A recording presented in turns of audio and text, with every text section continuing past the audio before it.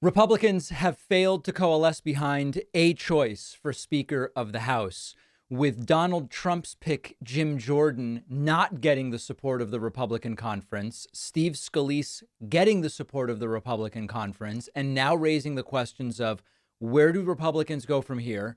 Another loss for Donald Trump. Again, this incredible contrast where he controls the vast majority of the Republican primary, but seems increasingly to be ignored by actual Republicans in the House of Representatives. And then, of course, the practical question, when will there be a Speaker of the House? What can the House even do absent a Speaker? The answer is not very much. And so we will start with the first element of this. Report, Washington Post. Republicans failed to coalesce around Speaker choice, leaving House in limbo. Steve Scalise was nominated by a majority of the conference, but he did not have the support of 217 lawmakers needed to claim the gavel on the floor. So what happens now?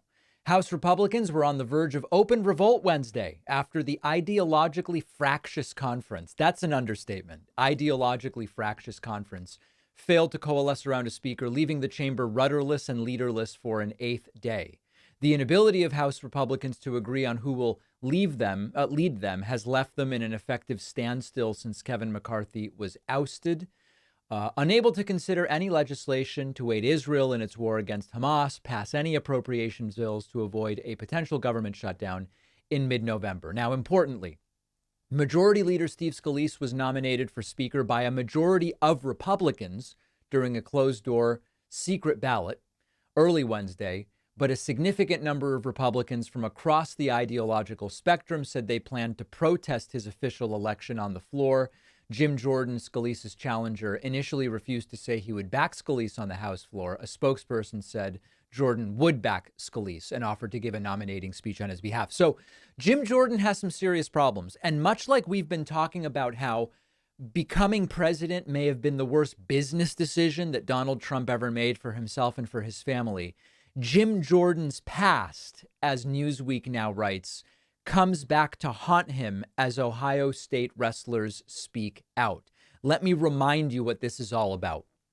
Jim Jordan, when he worked at Ohio State, was there at the same time as a horrible sexual assault scandal involving a guy named Dr. Strauss. The belief is that Dr. Strauss, I don't have the numbers in front of me, sexually assaulted and harassed over 100, close to 200 different wrestlers.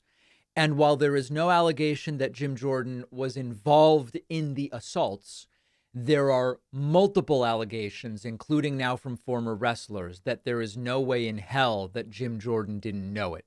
And what we know is that Jim Jordan did nothing about it, didn't blow the whistle, didn't do anything to stop it. This has been sort of dragging Jim Jordan in not the most visible ways for a while.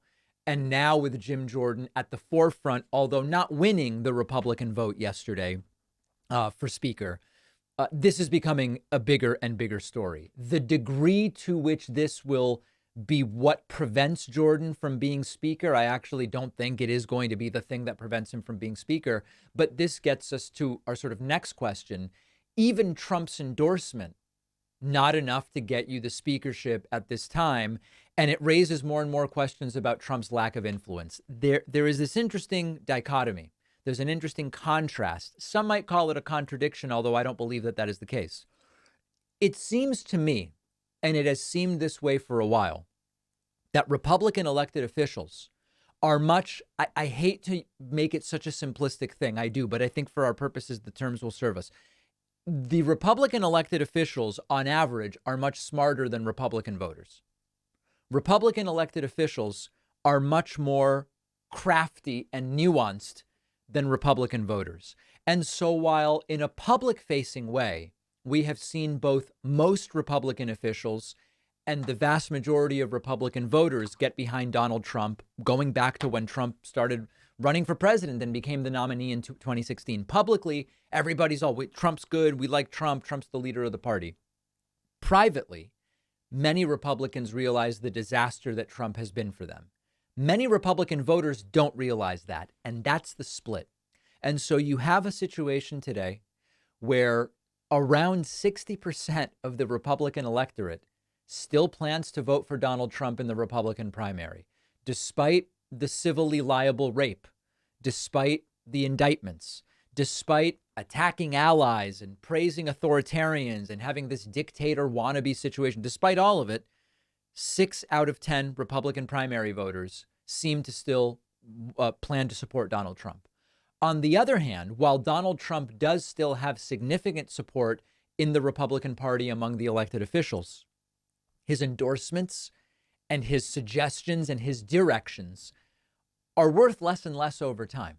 And here we have another example of this as we see Trump say, hey, I like Jim Jordan. That's the guy you should vote for. And the Republican conference, not by an overwhelming number, but certainly by clear majority, saying, we don't care what Trump says. We don't care who Trump wants. We're going not with Jim Jordan, but rather with Steve Scalise. So this is going to be an interesting few days. When will we have a Speaker of the House again? I don't know. I want to remind many of you that for many on the right, not having a Speaker of the House is not actually a problem. Because remember, there's an asymmetry here. We on the left have usually a pretty clear idea of what we want government doing. And it's usually something. We want government doing stuff. On the right, you actually have a contingent of Republicans that sees it as a good thing if Congress just can't do anything.